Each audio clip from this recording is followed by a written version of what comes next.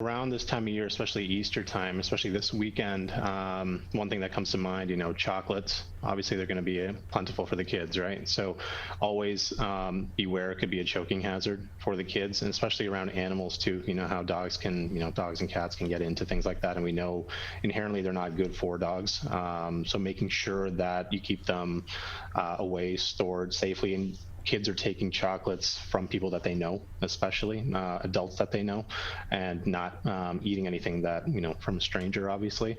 Like you mentioned, cleaning products, that's always kind of ubiquitous this time of year. So like you mentioned, the story that you had in your bathroom. So, I mean, even mixing toilet bowl cleaner with things like ammonia or like bleach plus ammonia creates this compound. It's called chloramine. That's probably what you were exposed to. It highly volatile, so it creates these fumes that are really irritating to the sinuses.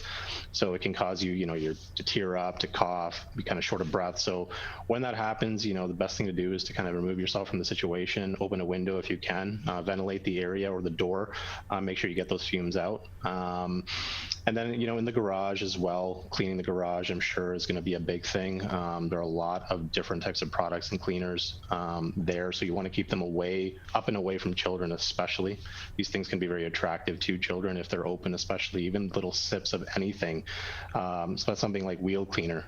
Can be very, very toxic and devastating. It has a compound called ammonium bifluoride in it, which can be heavily toxic and damaging to the airways, and potentially cause serious manifestations in the cardiovascular system as well. So things of that nature. There are a lot of dangerous things in the garage that we want to keep kids away from.